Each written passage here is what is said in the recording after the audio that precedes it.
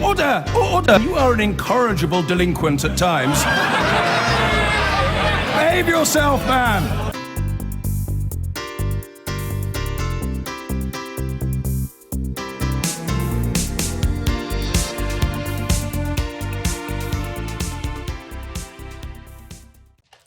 Barbaric, dangerous, embarrassing. Those are just some of the words used by the writer of the hit television series Father Ted to describe the abortion laws in force in his home country of Ireland. Graham Linehan and his wife Helen have now joined a campaign to liberalise the laws after describing the trauma they went through when they found out they were expecting a child who wouldn't survive birth. There's been growing pressure on the Irish government to allow a referendum on legalising abortion. It's against the law in the Republic unless the pregnancy poses a real and substantial risk to the mother's life. Even seeking a termination after rape or incest could land a woman in jail for 14 years. Marches and vigils have been held urging a change in the law. In 2012, Savita Halappanavar asked several times for an abortion in Galway because she was miscarrying. She was refused and died of septicemia. A cruel ghost of the last century. Now leading artists are backing a campaign by the human rights group Amnesty International to repeal the 8th Amendment of the Constitution, which puts the right to life of a fetus and a woman on the same footing. In you go!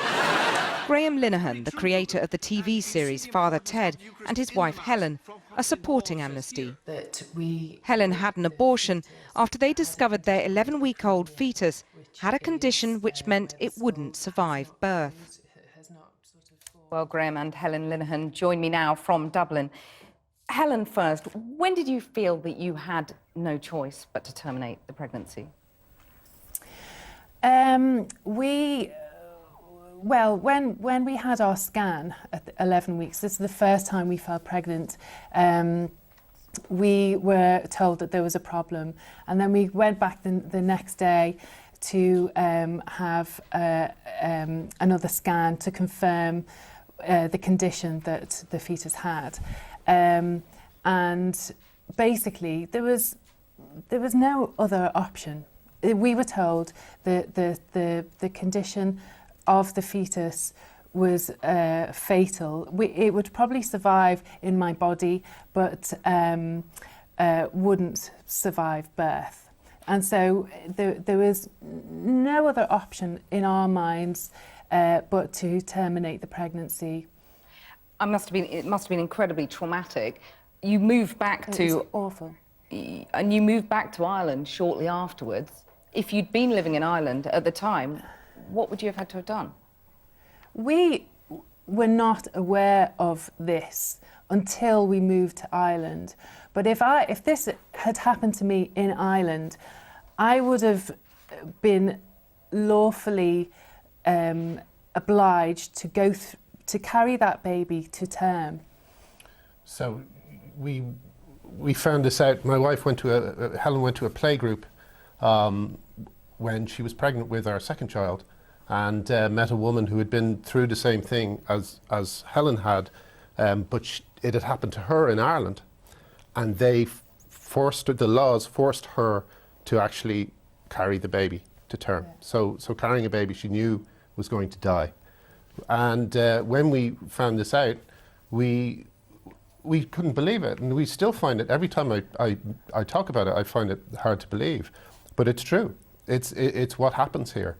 And the Irish medicine, when it comes to abortion, when it comes to women's health during pregnancy, through no fault of the doctors or the women, is a horror movie over here. And so we just thought we'd use my little celebrity that you have as a comedy writer to try and bring attention to it. And Helen, you still look angry about the fact that other women had to give birth to a baby they knew was going to die. Well, the condition also, it doesn't actually, you're not actually sure that it is going to survive. If it does survive, then you can give birth to it. But some of these cases, the fetus will die, I think that's happened with Savita, I think. Yeah, that's what happens with Savita, and she died because of septicemia.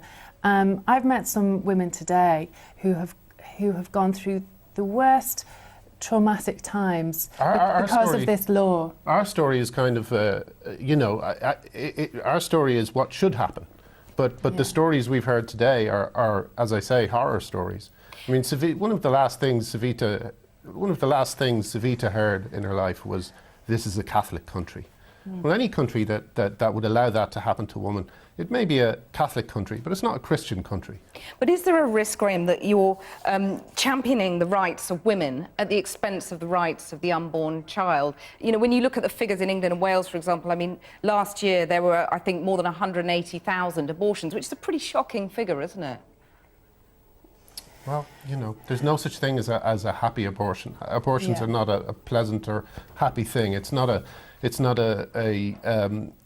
good situation. It's never a good situation. But the thing is, if abortion is illegal, it endangers 2 lives, not 1. So I just think that the choice is central. Helen, Graham Linehan, thank you very much for joining us. I know it's a very difficult subject to talk about. Thank you very much. I've been getting away with it all